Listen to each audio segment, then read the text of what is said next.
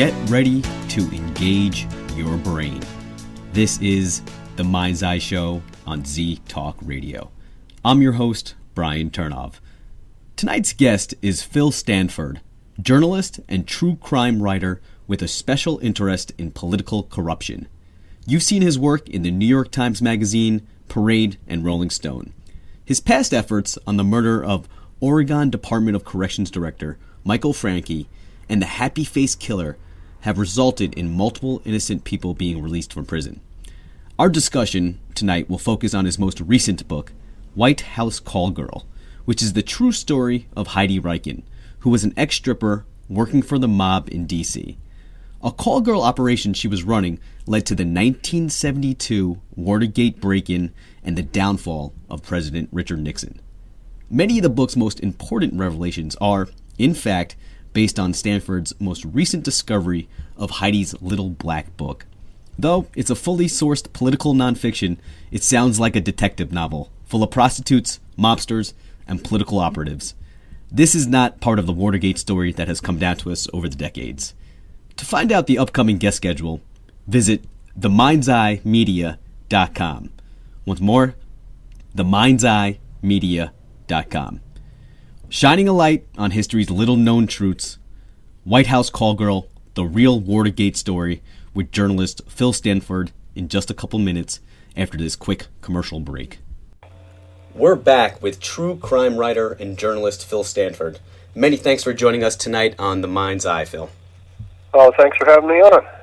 It's really our pleasure. How you feeling tonight? How's everything going? Except for a little bit of allergies, just fine. Yeah, it's that time.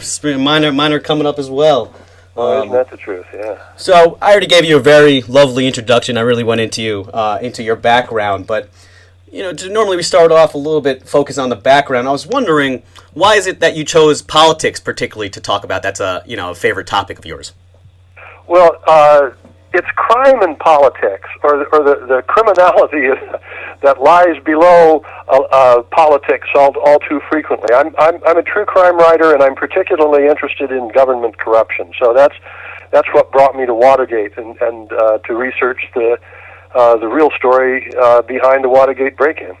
And there really is there's minimal, or at least in my opinion, there's really minimal long-form journalism now, and that's why I really appreciate your work. And quite frankly, in my opinion, you're one of the few muckrakers left, and I say that with and you should wear that with a badge of honor when I call you a muckraker. I do indeed. I always have so I know that some people think that it is anything but a badge of honor, but I always have, yes. Excellent. Yeah, there really are still little left, and that's why I really appreciate your work. But I did notice something that as I was looking through your background, looking at what you've been up to, and I found that something that you're working on that's coming out shortly is really interesting. And I've always been a bit of a graphic novel geek, ever since I was growing up, and I guess you could say it's kind of the heyday now with all the comic book movies coming out. And I noticed that you were working on an upcoming graphic novel, if you don't mind talking a little bit about that project. Oh, sure. In fact, it's been serialized over the last year by Dark Horse Comics. In their monthly anthology, and the book is coming out in June. It's called City of Roses, with brilliant young artist Patrick Reynolds, and it's about Portland back in the 70s. I always say dirty cops and dirty robbers. I mean, law enforcement was utterly dirty back then. The best drug gang in town was the City Narcotics Squad. So are these going to be true stories or more fictionalized versions of maybe something that you looked into? It's based on a true story. White House Call Girl, of course, is utterly true. It's footnoted page by page. City of Roses is based on real characters and certainly based on a real situation. I spent a lot of time researching it and finally decided to do it this way because ultimately everything was covered up. There's nothing established in court. I mean, the narcotics squad was dirty, and they got their wrists slapped, but the investigation was stopped short of exposing what they were really up to. The top call girl madam in town was going with one of the dirty narcotics cops. It was as dirty as you can imagine, but to get the story out, I had to change some names and to make it a good story, combine some characters to make it move more smoothly. That's what often happens in stories that are based on true stories, but it is definitely based on true stories, yes. Okay, so people who are familiar, they'll be able to know who you're talking about. Oh yeah, they'll know who they are. And before we go right into your new book, obviously White House Call Girl, just why'd you choose graphic novel as this medium for this story? I guess it happened because the publisher of Dark Horse Comics came to me and suggested it. So I said, why not? I'm not just an investigator. I love investigating this stuff, but I like telling stories, and I'd never done one that way before, and it was a chance to do it. They're sort of proto-movies, Yeah. And they're almost storyboards for movies. That's one big hope here, that someone in Los Angeles will see it and want to make something of it. But I just wanted to try doing it. Yeah, why not? And it came out really great. If only because the artist is so good. It's realistic. It's dashing. It's good. And I saw the cover for the upcoming one, and the cover, it's mesmerizing just looking at it. Oh yeah. Oh, it is good. All right, so let's talk about why you're really here. Your latest book, it's about to be, or it's dropping as a paperback shortly, White House Call Girl, The Real Watergate Story. Why, after 4 decades, did you choose to write about this political scandal when really there's so many to choose from right now? It's something I knew something about. It is actually a chance for me to return to something I was working on 20 years ago and couldn't pull off. But the fact is that 40 years after this happened, maybe the greatest political scandal in that time, certainly, with the resignation of the president and Tricky Dick Nixon, the real story has never come out, and that has always driven me. It's what I get a lot of get my jollies from, finding what really happened and presenting it in a way, I hope, that will make it understandable and believable to people. And here, the real Watergate story has been successfully covered up for about 40 years, yes.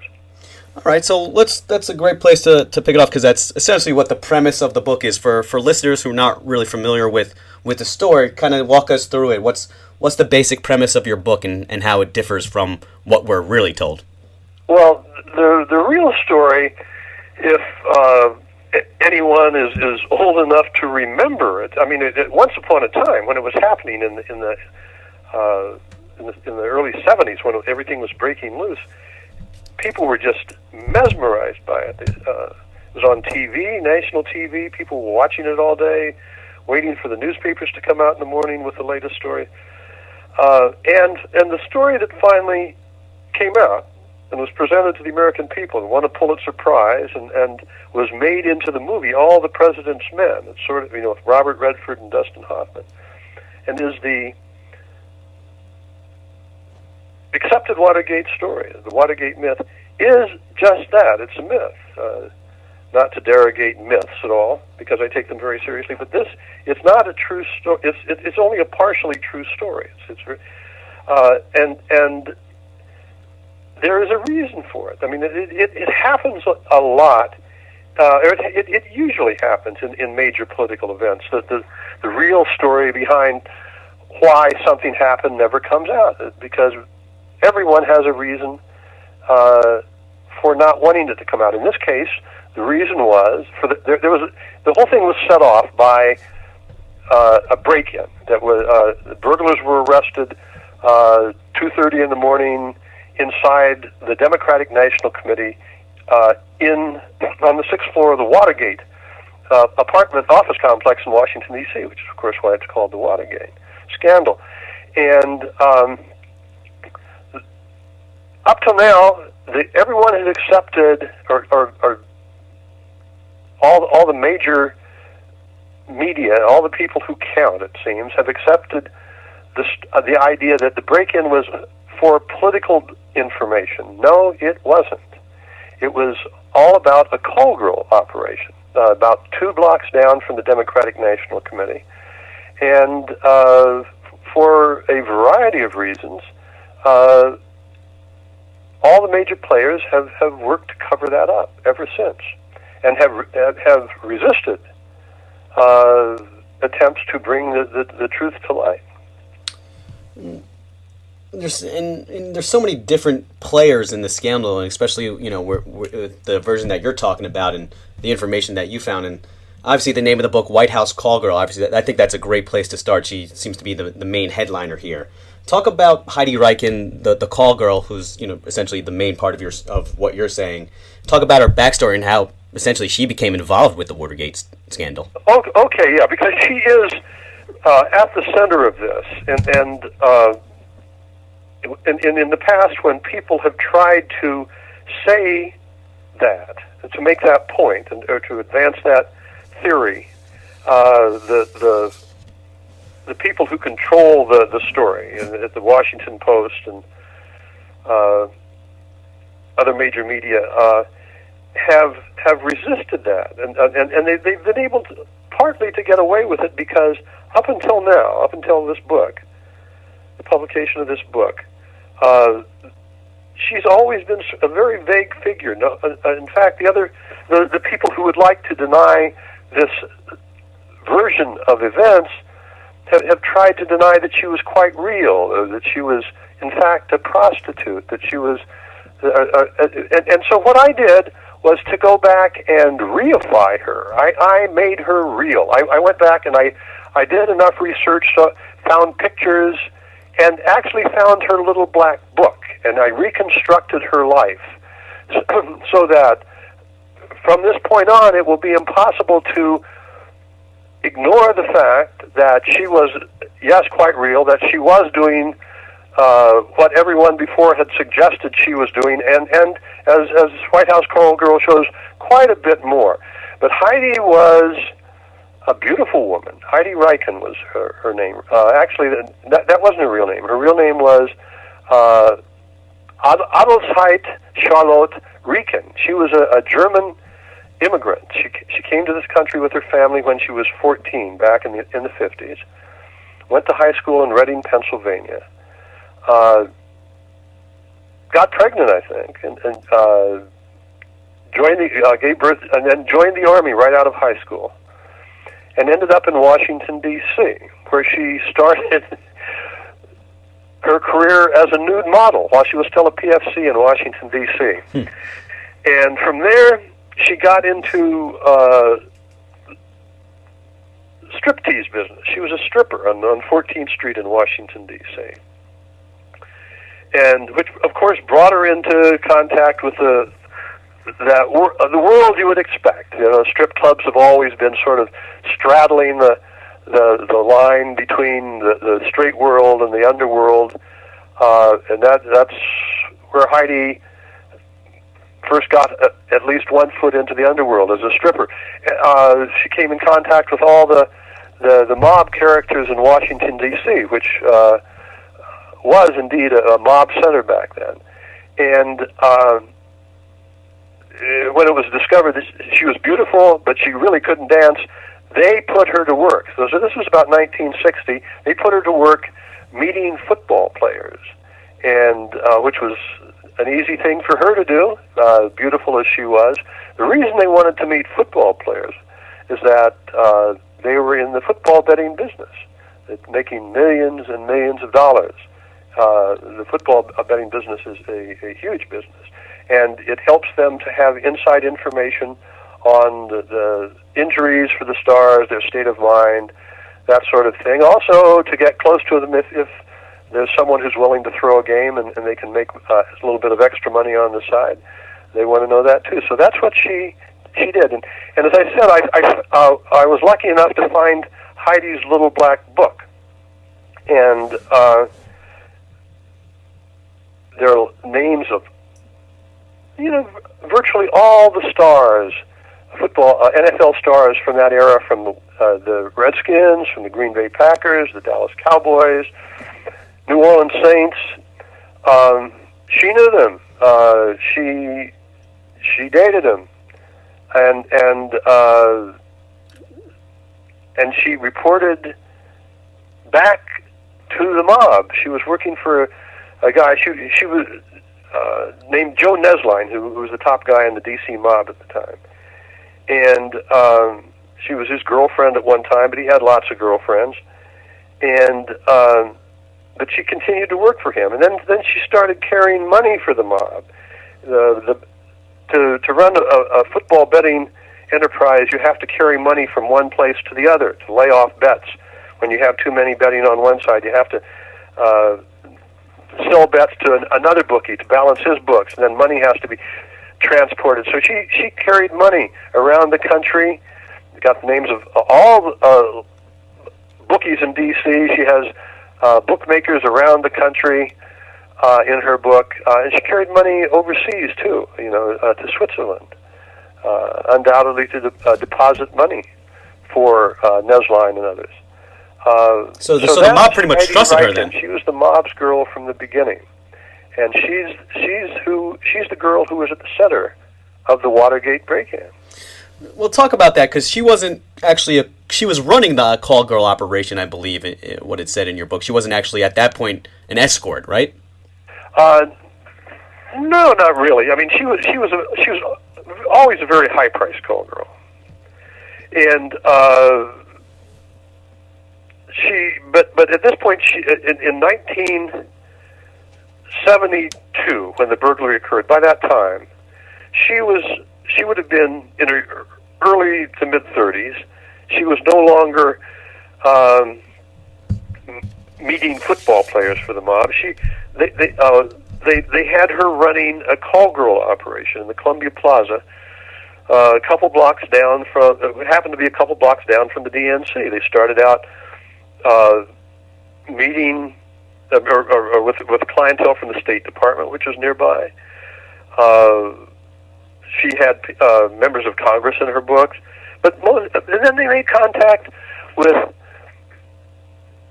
the Democratic National Committee. The book explains how. It was through a young lawyer who was sort of brought under her sway, named Philip Bailey. And they made contact with the DNC, Democratic National Committee, and they started getting clients referred from there. So, visiting politicians, visiting poobahs from little towns and big towns who were away from home and looking for a good time. And so a girl there would pick up the phone and put the client on the phone, and they'd make a connection. And that's the situation that existed. That's what brought about the break-in. There was an aide in the White House who, very ambitious guy named John Dean, who wanted to advance his own career the way so many people in Washington, D.C. have advanced their careers, by getting dirt on people. In this case, he must have known, and my theory is he must have known that this call girl ring existed, because his girlfriend was Heidi's best friend. Heidi has his home number and his extension in the White House in her little black book, so she was talking directly to him. That's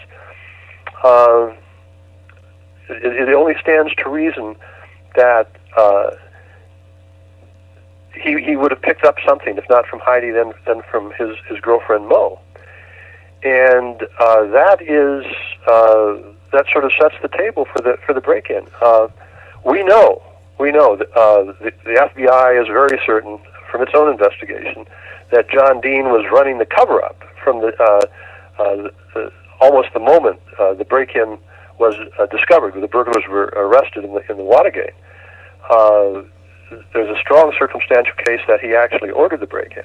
And of course, he's one of those who's been fighting this story very vigorously for the last 4 decades. Yeah, he's kind of, depending on what version you're after, he's either the main culprit, coming from your perspective, or he's either the hero of Watergate. He's within Watergate, he's a really fascinating historical figure, and depending on the version that you're listening to, he's either the hero or he's the culprit. Well, certainly in the conventional version, he's a hero, but I think even that's a stretch, because it's pretty obvious that the reason that he would have been considered a hero to some people probably is that he was a principal witness against the Nixon administration in the Watergate hearings and in the court cases. The reason he was a principal witness is that he was the first guy to break ranks and to switch sides and to make and to run to the other side. Yeah, the first one to flip. Yeah, he was the first one to flip. So he made the best deal for himself, and Nixon was a reviled character. I mean, the left hated him, the Democrats hated him. So you can see why they would have considered him a hero, despite the evidence that he was really sort of a criminal type. I've spent a lot of time thinking about this guy, in the course of my research, and to me, he comes across as sort of a master criminal. He's very, very crafty. He's very, very clever, and he's managed to maintain this facade for so long. In some cases, he's threatened to sue people, and he has not succeeded in shutting down the story. And did he try and sue you for? I can't. If I was reading correctly, I know he's trying to shut down, like you said, the story. But what about with you? Because obviously in your book, how you paint him is a little differently. He sent a long, rambling letter, even before the book came out. All he'd seen was the website, threatening to sue and threatening to run up a lot of legal expenses for us if we didn't back down, and we didn't. In fact, he sued Len Kolodny and his co-author Robert Getlin, who wrote a book called Silent Coup back in about 1990. The suit went on for years and years, and it was finally settled. Both sides, the insurance companies paid both sides considerable amount of money to go away, and Kolodny Silent Coup was allowed to continue to be published. And then a few years later, one of the women who was named in the book was persuaded by Dean's lawyers, the lawyers who'd handled the original suit, to sue Gordon Liddy, who had been, it sounds awfully complicated, I'm sorry, who had been dropped from the original suit, who had refused to settle, and Dean was behind it almost certainly, and it was in federal court in Baltimore, and Gordon Liddy won. Gordon Liddy, of course, was head of the original White House intelligence team that broke into the Watergate. He was arrested, charged, and convicted, went to prison, and he didn't realize until he'd had a chance to read Silent Coup, the book I was talking about, and talk to Jim Hogan, the author of another book, Secret Agenda, that he was the dupe. He was about the only one on that team who didn't know what was going on. He was, and so he had gone around the country saying, attacking Dean, attacking his wife, who was a friend of Heidi, and so here again, Dean's people sued, and they lost. They just flat lost. So he's tried to suppress the story, but it hasn't worked. What I've done here is to take the the story of Heidi, which is, as I said, was still, after all this time, after these lawsuits, had not been tied down, had not been well established, and to make it rock solid, and to show the connections between John Dean and Heidi, who was the mob's girl. Yeah, and like you just said, this isn't really something new that you're presenting. Now you just really have the supporting evidence for it. You actually have primary documents to prove it. And so let's backtrack a little bit. You just said talk about Heidi Rikan's little black book, and how did you actually get your hands on this? I got lucky. That's always how it works. It happens anyway. Once I decided I wanted to get back to this story, I started making calls in Heidi's old neighborhood. Now, she died back in 1990, and her mother had died, but I started calling people who might have lived around there, and I got lucky. I found an old woman who'd lived a door or two down who knew a girlfriend, who knew one of Heidi's sister's girlfriends. I called her. She said, well, I know where she is. I can't give you her number, but I'll see if she wants to call you. So I said, okay. And I didn't hear back, and I didn't hear back, and I thought that's that. And about 3 or 4 weeks later, I got a call, and there she was, and it was actually her husband who called from Texas, and said, oh, we've got something you might be interested in. And so I went down, and I met with them, and I looked at the little black book, and I looked at all the photos they had, too, which showed Heidi with Joe Nesline, the mob head of the mob guy in D.C., with Joe Nesline's young wife, another stripper who was Heidi's best friend, Josephine Alvarez, with Mo Dean, Heidi at Dean's and John Dean's wedding. She was a bridesmaid. And I made a deal with them and came back and used that information. The information in the little black book was extremely valuable, of course, and it helped tie everything together. Yeah, it really is such an important primary document with supporting, the version that you're talking about. So, so essentially, they were trying to get sexual information. By breaking into Watergate, they weren't going for political information. They were really trying to go for sexual information as a way of blackmail. And so the operation essentially was part of the mob, but they were dealing with the CIA, and that's a very interesting, gross relationship between the two. If you don't mind talking a little bit between the connection between the CIA and mob with the Watergate. Okay, yeah, because that's essential, and this gets complicated fast. Okay, here it's a call girl operation on one level. Second level, it's a sexual blackmail operation being run by the mob. I mean, Heidi's the mob's girl, but it's more than that. I mean, it's a sexual blackmail operation with hidden cameras and tape recorders and that sort of thing. Okay, but it's more than that because the mob is working for the CIA. It's the CIA, the intelligence agency, that is really running the thing. Why don't they have their own girls? Well, they don't have their own prostitutes. They've always gone to the mob for stuff like this. Whether, if they're making extra money dealing drugs, if they want run a honey trap, as this is called, they go to the people who know how to do it.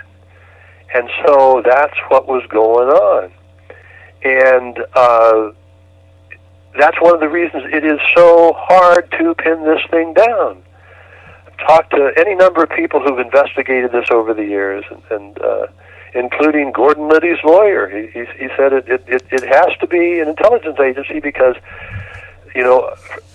after all these decades, there are documents that they just won't let go.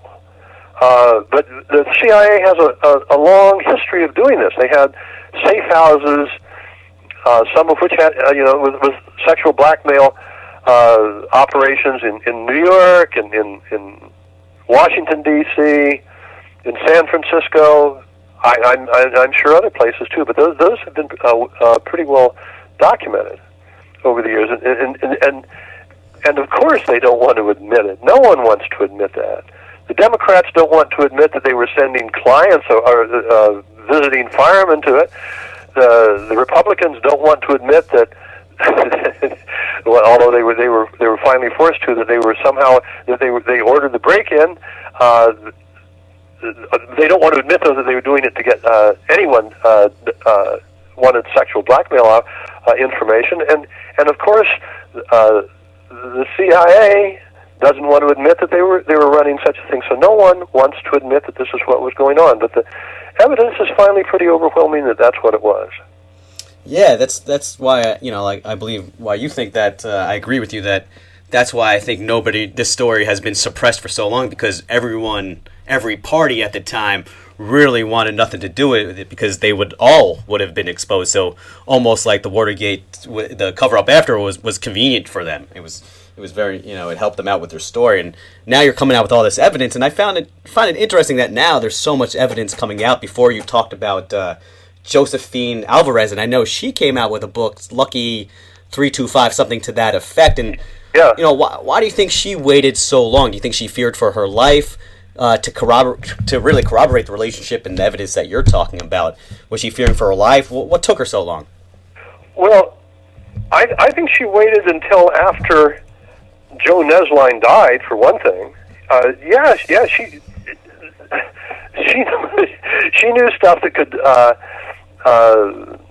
result in her disappearance. She knew that she'd been surviving around these people by knowing when to keep her mouth shut. So she knew about the betting operations. She knew about the money transfers. She was involved in them. She lived with some of these guys who were killers. After a while, after 20, 25 years, the pressure diminishes anyway. Heidi died. The Joe Nesline died, so she could come out with her story. More people are willing to talk. I mean, the little black book that I got, Heidi's little black book, that had been locked up in a safe deposit box for 25 years. So finally, and I was lucky to get it. But finally, these secrets start coming out. Well, and luckily they were finally learning the truth about what's going on. So let's talk a little bit more about the actual event of Watergate, because, looking from the outside, it seemed to be a pretty shoddy job, in my opinion. It almost seems like they were set up to be caught. What are your thoughts on that aspect? Well, I think you're right. They were set up, and here again, you have to accept the fact that these were intelligence operations, so things are not what they seem to be very often. And what had happened here is that the White House had this intelligence team, okay, being run out of the Committee to Re-elect, and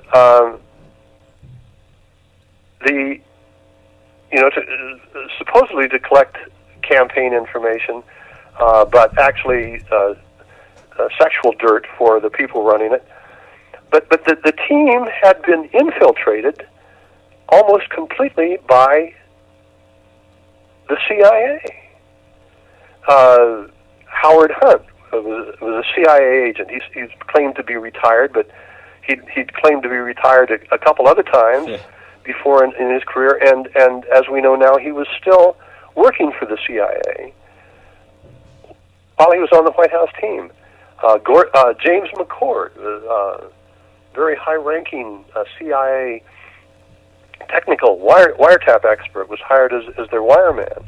He still had CIA connections. He was still reporting to the CIA.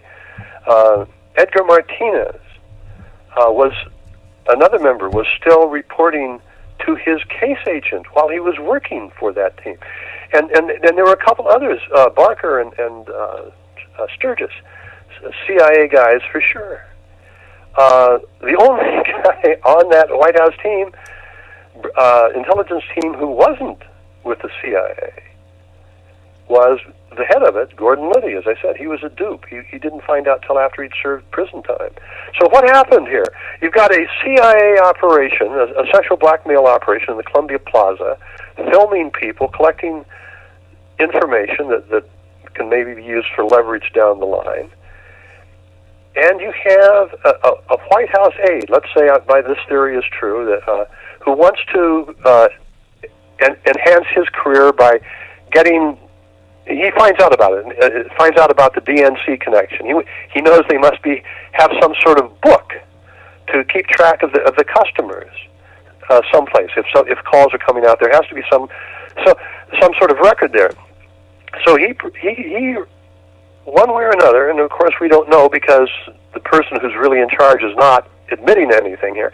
He arranges to have the guy who's running it, Jeb Magruder, send the team into the DNC to find that information. Now, what's going to happen, of course, is if they're successful, is that they will compromise a CIA operation at the Columbia Plaza. Now, there wasn't just one burglary. There were two burglaries. I'm glad you brought that up. I was just about to bring that up. Yeah, the first one they didn't get caught. They go in there and their mission, they think, is to plant bugs. Well, the bugs don't work, and they have to go back in. And the first one was sabotaged all the way along. It's very easy to see how James McCord, the guy in charge of the bugs and the wiretapping and all that, is delaying, is showing up late, is making sure it's not going to work. It doesn't work. So they're ordered to go back in June, and they get caught, and a very good case can be made that it was sabotaged by the members of the team, by McCord particularly, and although he probably didn't want to get caught himself, the way it came down, they got arrested, and the mission was a failure in more ways than one. My contention and the contention of others who've written who study this is that yes, the burglary was sabotaged.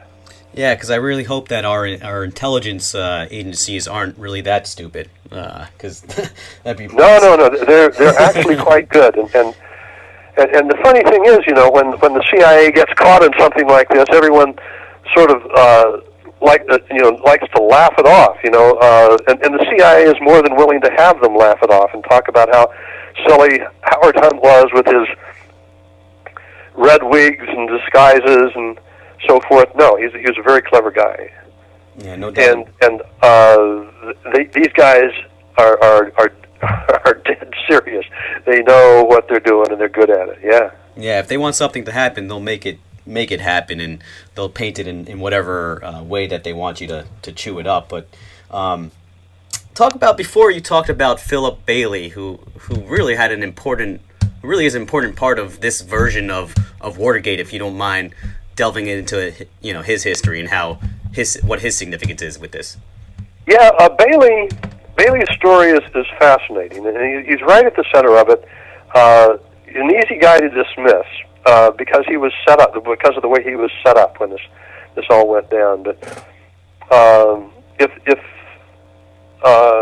God willing, the book is turned into a movie, it would be the Bailey's story right at the center of it. He was a young lawyer. He started out as going to seminary. He was an altar boy, went to seminary, and I guess about halfway through he discovered that there was more to life, particularly girls. He dropped out of seminary, went to law school, and graduated from it was at Georgetown, one of the law schools in D.C., and went into business as a sole practitioner representing prostitutes. He was, not surprisingly, if you sort of understand the psychology of the seminarian gone bad, obsessed with sex. And so his practice was mainly picking up court-appointed cases for streetwalkers. And he quickly learned from the older lawyers who hung around the courthouse in D.C. that to be at all successful, you had to be able to pay the vice squad members not to show up in court. on important cases. So he learned how to do that. He made connections with the guys in the Vice Squad, and he developed a thriving little business. Drinking too much, smoking too much weed, and but it was after all the late '60s, and along the way he met this beautiful call girl, called herself Erica. That happened to be, that was Heidi. That was one of the street names that Heidi used. It was her dancing name, and tried to impress her with what a big deal he was as a lawyer, and she was obviously much more sophisticated than he was. She was a little bit older, as a matter of fact.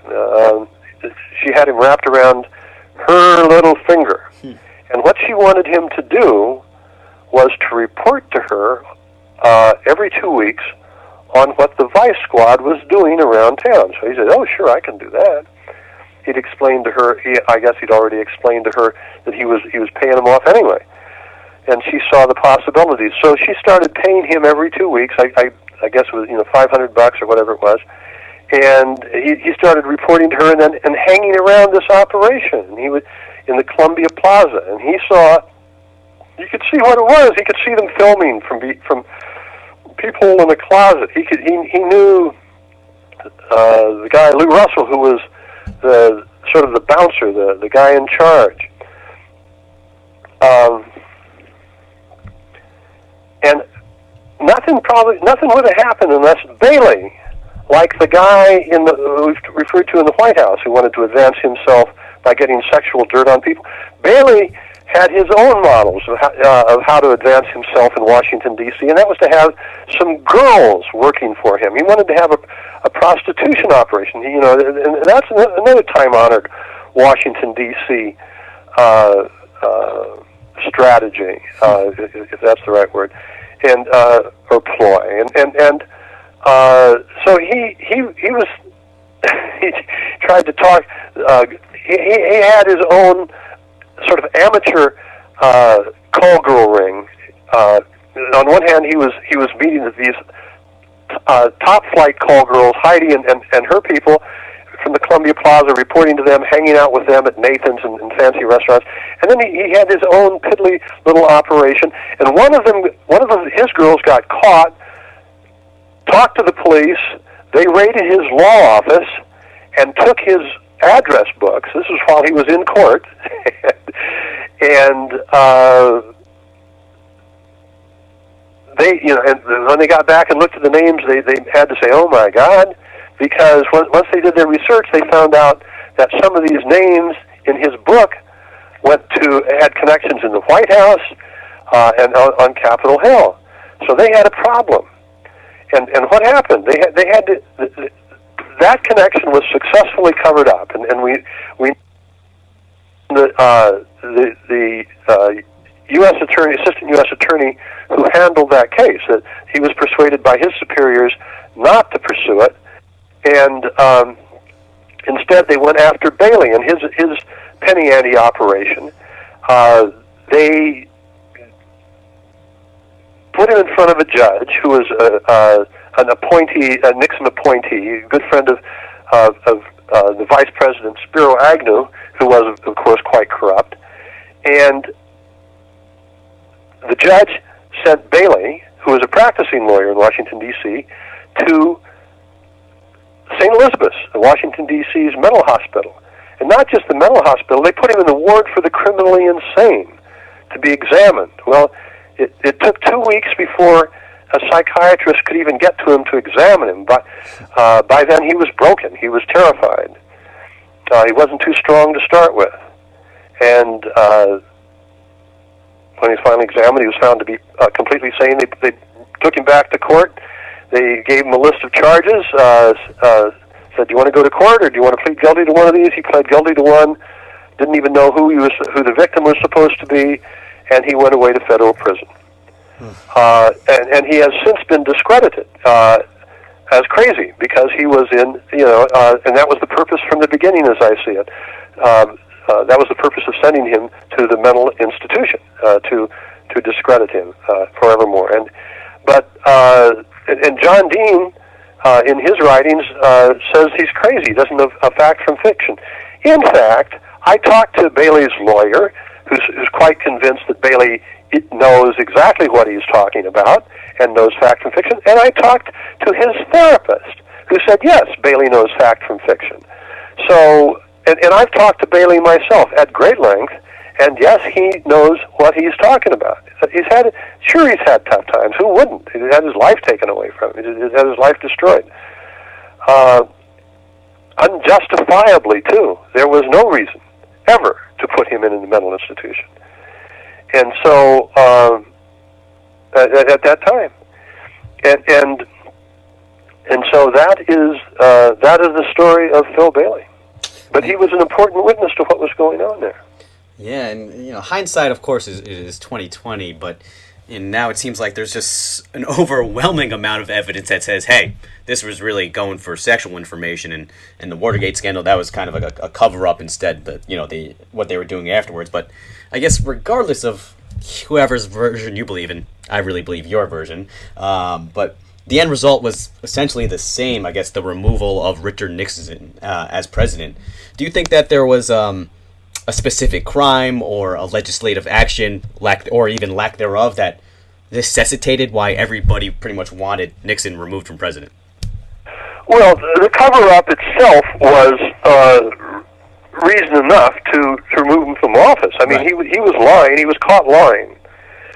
There were other charges of impeachment.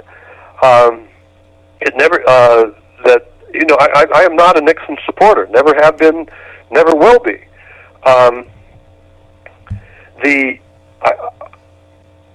Although I don't think he was much worse than, say, Lyndon Johnson, or much more corrupt, to put it even more bluntly. But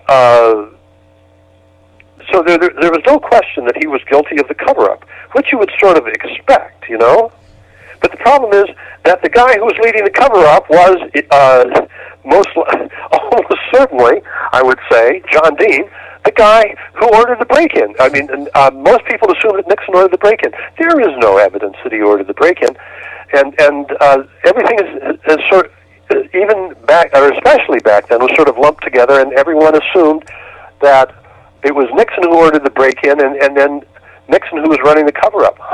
That's not what happened. And unfortunately, we only have a couple minutes left, and I love how you pretty much just plainly said it. What lessons do you think we need to take away from your book? It's an enjoyable read. I really loved your book, but what lasting thoughts do you really want our listeners to leave with?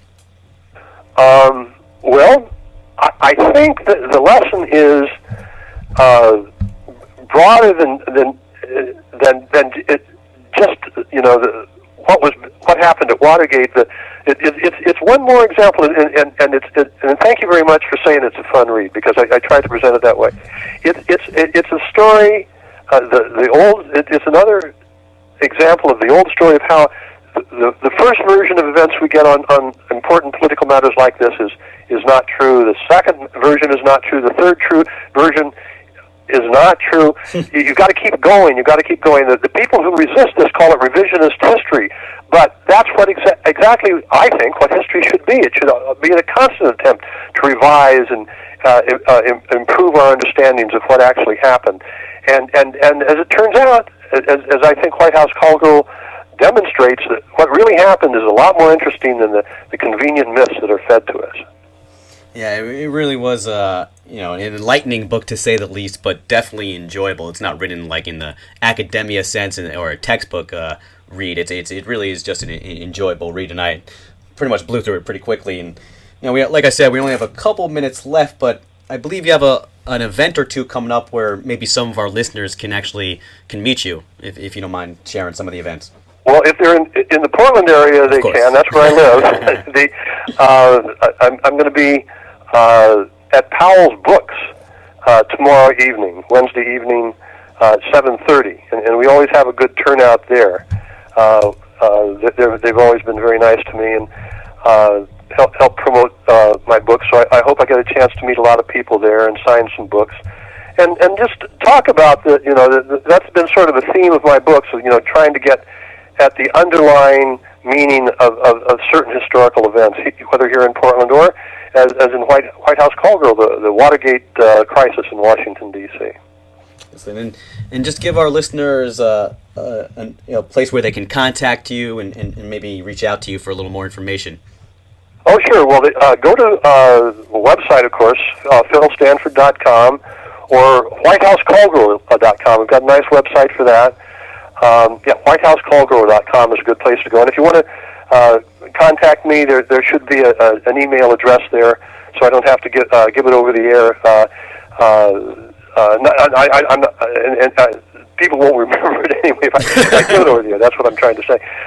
Go to whitehousecallgirl.com and you'll find out how to get in touch with me. Be happy to talk to anyone. Excellent, and we'll definitely post that information on our website and social media as well. Phil Stanford, your time, work, knowledge, it really has been, it's truly, truly appreciated, and it was great to have you on, and we really appreciate sharing about your latest White House Call Girl, the real Watergate story. Thanks so much for joining us tonight. Thank you very much. And we'll be back in 1 minute to wrap up after the show. We're back with The Mind's Eye. That was journalist and true crime writer Phil Stanford on his latest White House Call Girl, the real Watergate story. For more information, check out his website, whitehousecallgirl.com. Join us next week for a conversation about religion and science with mathematician/science writer Amir Akzel on his just-released book, Why Science Does Not Disprove God. Feed your brain with selected, thought-provoking news articles right now at themindseyemedia.com. Once again, themindseyemedia.com. Keep listening in the next hour for Haunted Harvest Moon with Vonda from 7 to 8 p.m. Thank you for joining us again tonight on The Mind's Eye Show. I'm your host, Brian Turnof, and you've been listening to Z Talk Radio. Till next time.